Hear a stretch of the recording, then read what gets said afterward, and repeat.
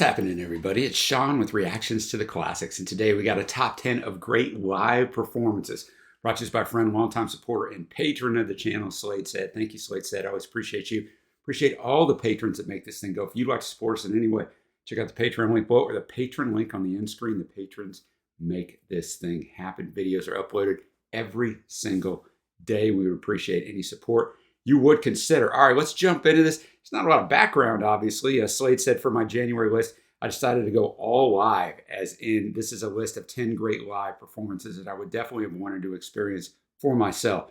Genre-wise, I think this is the most diverse list I've ever made, as it will contain flamenco, heavy metal, alternative rock, acoustic rock, ancient Norse, Nordic folk, all right, and more. I've not ranked these songs in any particular order. Okay, so just keep that in mind.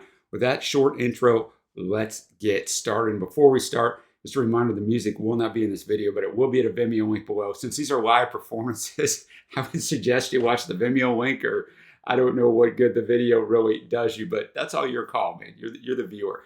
But I'm also going to have the lyrics up, but not really during the song. I'll look at them afterwards. This is more about the live performance and just drinking that all in. And if you watch this channel, you know I have fun with names that I can't pronounce from other countries, so you're going to have a little bit of that fun here as well. First up at number 10, we got Wardruna featuring Aurora with the song Helvegen. I don't think I did too bad with that. Wardruna is a Norwegian folk band who based their lyrics and soundscape on northern mythology and old ruins, mixed with modern sounds, typically within neo-folk and ambient music. This is all Slade Said giving me this background. The band's MVP is Einar Selvik, who is their primary composer and founded the band in the early 2000s, along with vocalist Linda Faye Helle and former member Gall, who was previously the frontman of Norwegian black metal band Gon Goroth. He left Wardruna in 2015. Boy, Slade Said challenged me with a lot of tough names. Wardruna has released 5 studio albums to date. On this performance, the band is joined by, as the aforementioned Norwegian female singer Aurora, who is quite famous in the Nordic countries as a singer-songwriter within various genres, going from synth pop to Nordic folk. All right, let's check it out. All right, Wardruna featuring Aurora, who so powerful on her vocals, right? We had the subtitles up. I mean, the meaning of the song, I guess you're going to hell and the path there and those who are coming with you. But then, you know, he says at the end, you know, one thing that doesn't end for a dead man is his reputation. So I thought the male singer, and I don't know if that's Einar Selvik or who that is, but man, you know, and standing up there in that leather on that stage would not be that much fun, but just so powerful, right? You don't have to understand what they're saying to understand the power and beauty of the music. Almost a cinematic type just feel to it.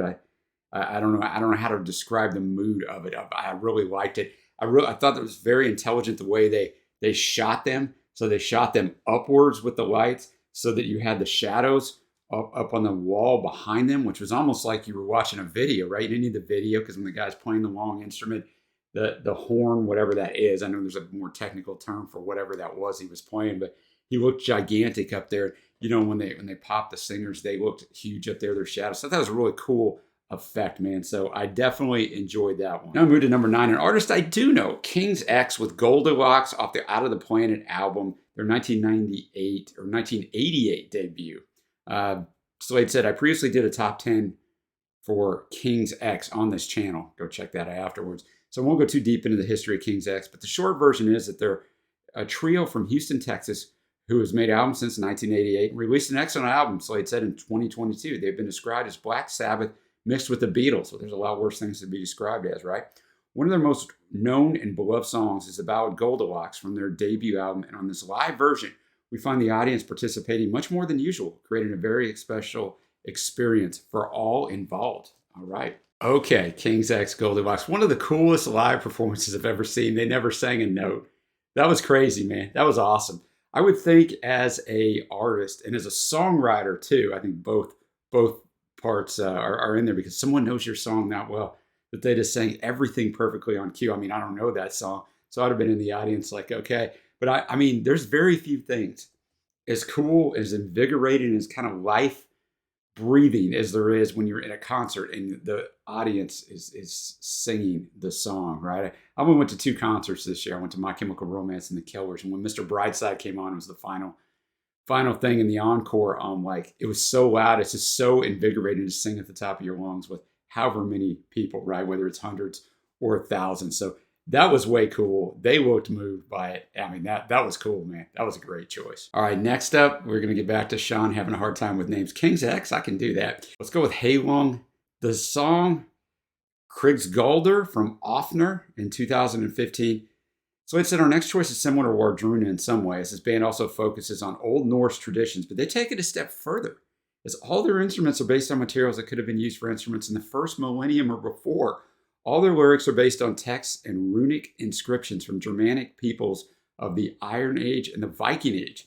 According to Wikipedia, the band describes their music as amplified history from early medieval Northern Europe. Okay. The band's permanent members is a trio consisting of German vocalist, throat singer, and percussionist Uwe Faust, Danish producer and percussionist Christopher Jewell, and Norwegian singer Maria Franz. Well, obviously not heavy metal by any means. Given the instruments used, the music has found a lot of praise within heavy metal circles, and to some extent it makes sense, as it somehow feels like this is how heavy metal would have sounded in the Iron Ages. I'd like to say this is probably as avant-garde as it gets, but then I saw this video has 34 million views. So apparently this is commercial music. I don't understand the world. So I said, I get you there, man. All right, this ought to be fun. One of the things I didn't point out on Wardruna, as he mentioned Wardruna, our first song on here, the percussion on that was fantastic, right? So that was really kind of a necessity of like building the ambiance. I'm kind of curious to what they do on this one. All right, Heilung. What a song. I think Slade said it all. This is as avant-garde as you could get, man. I loved watching it. I would not want to watch a whole concert of this. This is not my thing. But it was stunning to watch, right? The cinematography was fantastic. It was just really, you know, it's a chant almost, a poem, a chant from a Norse. I had it up here. Hold on. The repeated chorus in the song is based on an ancient Norse poem inscribed into a 7th century gravestone. It was uncovered on a Norwegian farm in 1917.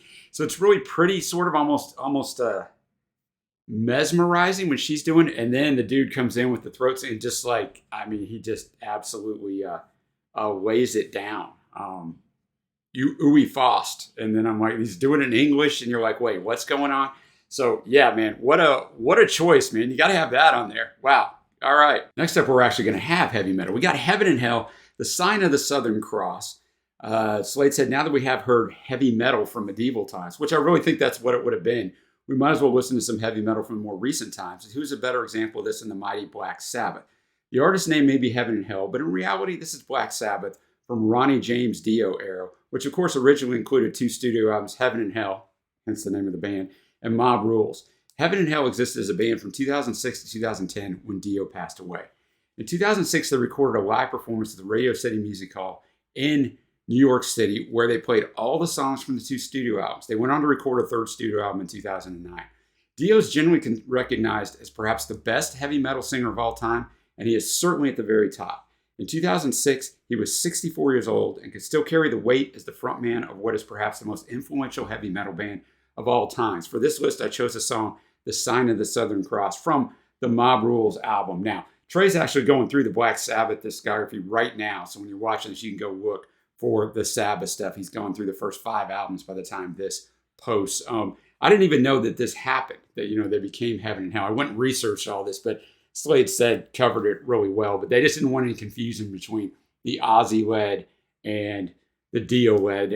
One of them, I think Tony Iommi maybe said, one of them said they named it that way because they didn't want you to come to concerts thinking you were going to hear anything from Ozzy, that you differentiated it. You knew for sure it was the Dio Sabbath. So hence the Heaven and Hell. All right, man, let's check it out. All right, The Sign of the Southern Cross. That was unbelievable from Heaven and Hell. Great acoustics, great stage, plenty of room there, Radio City Music Hall. Dio still firing on all cylinders at this advanced stage.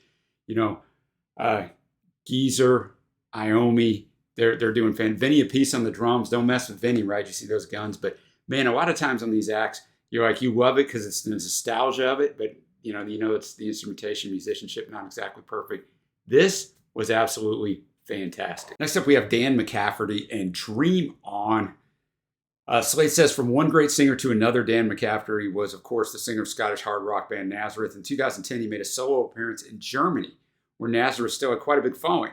This amazing performance includes a rock band plus a full classical orchestra and backup singers. The song Dream On comes from Nazareth's 1982 album 2XS, and it was, a clever play on words there because it's the number 2 and then XS, 2XS. I got it. It was a minor hit for the band back then. I've never really liked the studio version of the songs. I find it to be too slick and sugary, but this version here is absolutely stellar. All right, man, let's do it. Okay, Dream On, Dan McCafferty. That was absolutely unbelievable, man. The power in his voice still, and just the whole orchestra, like everything, man. That thing is just a grand performance, man. That was just flawless. That was so good. The song itself I liked as well. You know, he's basically just telling her she left him. So, you know, she can tell herself all these lies, but she screwed up basically. And so you can feel that in the emotion of the dream on. You can dream on and think that. So yeah, that was fan. Like I said, the power in his voice, man, at that late age, especially singing that style of music for all those years. Usually that doesn't age fantastically. You know, I've seen some of these older guys, like we saw Bon Jovi for my wife's birthday like 10 years ago. And John was still a great stage presence, like put on a great show, but his voice was shot. And that was like 10 years ago. So these guys were able to do this and still bring it at that age, you know, and rip to Danny. We just lost him this year. I'm filming this on New Year's Eve of 2022. So we just lost him this year, man. But great song. All right. Are you ready for a little fun with phonics with Sean again? We got Paco de Lucia, Al Di Meola, and John McLaughlin, Mediterranean Sundance. And Slade said, and now, as they say, to something completely different. 3 guitar virtuosos meet for a special appearance. Al Di Meola, Paco de Lucia, and John McLaughlin are and were all incredibly gifted guitarists within the genres they perform, mainly jazz/jazz fusion and flamenco, and they recorded a few albums together. The song chosen here, Mediterranean Sundance, is probably Al's best-known song. It's originally recorded with Paco for Al's second studio album, Elegant Gypsy from 1977, where Al still primarily was focused on acoustic guitar. He would later switch to do more electric guitar. This is an incredible performance by extraordinary musicians. All right, there we go, Mediterranean Sundance. That was incredible, right? I mean, that was incredible. I know I've heard of John McLaughlin. He appeared on one of our battles or something somewhere. But I thought he was great on this. He had more maybe a supporting role. At first, I thought Al was going to be the superstar here. But then Paco comes in. I mean, it was 3 guys working synergistically, right? Sometimes in these deals, you get like, oh, your turn, my turn, your turn. You didn't get that. Like, it just worked, man. Just a master class in musicianship. It makes me wish I could play the guitar that way. But wow. All right, we got 4 songs left. And now we're up to a group that, quite honestly, I don't really like too much. So we'll see what I think of this. But, you know, I'm always honest. I keep it real here. We got Primus, Tommy the Cat from Sailing the Seas of Cheese album in 1991. Their second studio album, but their first major label debut. Slade says from 3 guitar virtuosos to 1 bassist virtuoso, although the guitarist and drummer here are very capable musicians as well. Primus's Les Claypool is widely known for his fantastic bass playing, which is not less impressive when he also sings and walks around the stage as if he was Groucho Marx at the same time. The live performance of the song Tommy the Cat is a prime example of his skills. And Les did give an interview about this particular song in 2014, and I thought was interesting. He said, in Tommy the Cat, I had this bass part that I really liked, this sort of freight train sounding bass part. I remember playing it for this woman from a band who I was kind of going out with, and she was like, oh my God, it sounds like something moving slow and low to the ground. So I got to kind of thinking about it, and I had this whole Say Baby thing in my head. Say Baby, do you want to lay down with me? And I was like, how can I say that? Because I was never one to write songs about partying or who's that sexy chick. That's not my thing. But I love that Say Baby, do you want to lay down with me? How can I make that something that reflects something that I would do and not just a song about, hey, let's go, I'll clean this up here, hook up. So I thought of this whole Tomcat character and him seducing this very voluptuous vixen. It's somewhat based on a guy that I used to be in a band with, Tommy Crank, because he was just a smooth character. He always wore a fedora long before people were wearing fedoras. Actually a wide brim, more of a Panama, just a smooth guy, cool guy. It's kind of based on him, but it's purely fictional. It's my Mickey Mouse, basically. And I see in the studio version, my man Tom Waits sings the verses on here, and Les sings the chorus. So I might have to check that out later because we love Waits around here. All right, Primus, man. I can say 2 different things that seem like they're on the opposite side of the spectrum here, but they're both correct. Still don't feel Primus's music at all, the vocals, all that. But to see Claypool play like that, man, he is a virtuoso, man. That guy is fantastic. He's a savant on that bass, man. It's unreal to watch. So I did enjoy that. It was good for me. It raised my respect level of Primus considerably. It Still not my thing, but that's okay, man. That's all right, right? Because all music's not for everybody.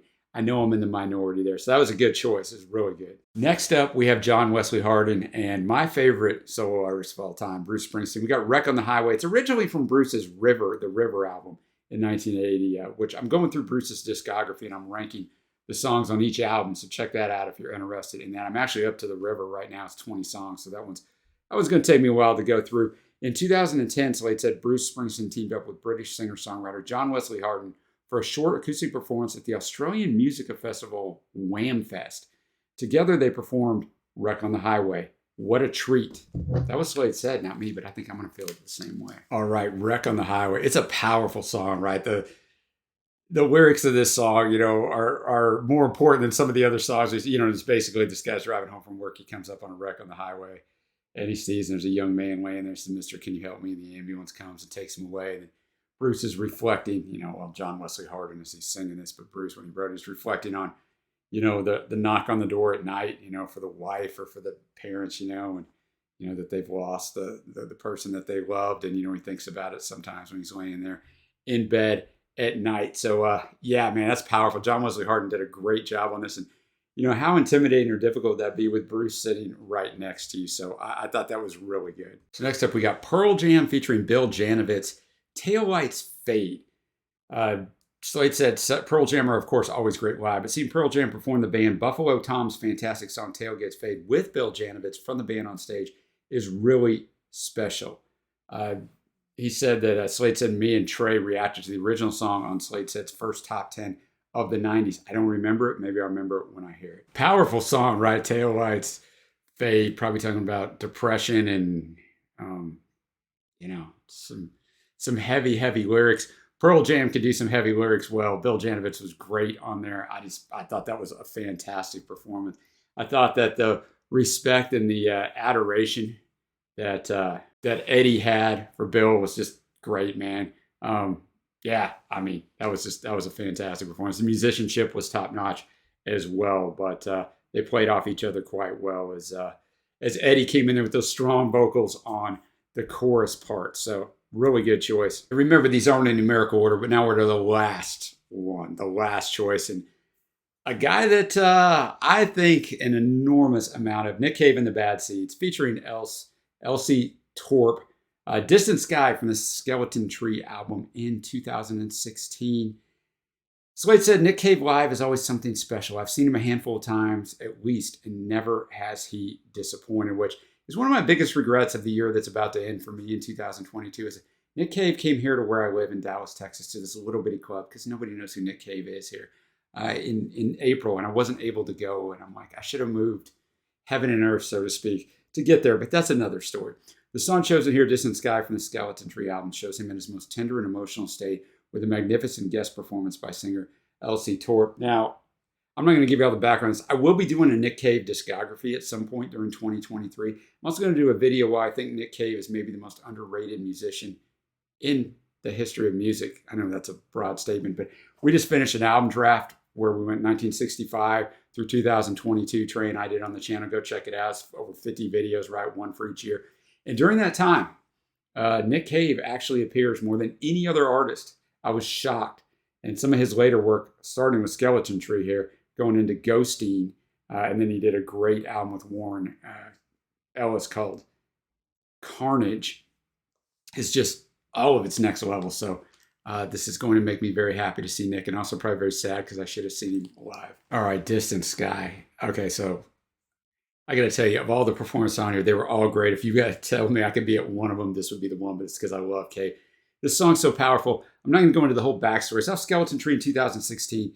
So all of this album was supposedly written before one of his sons tragically had a fall and died. He was 15 years old at the time, 14, 15, one of those. And I mean, as a parent, I can't imagine, right? And Nick has had more tragedies since then.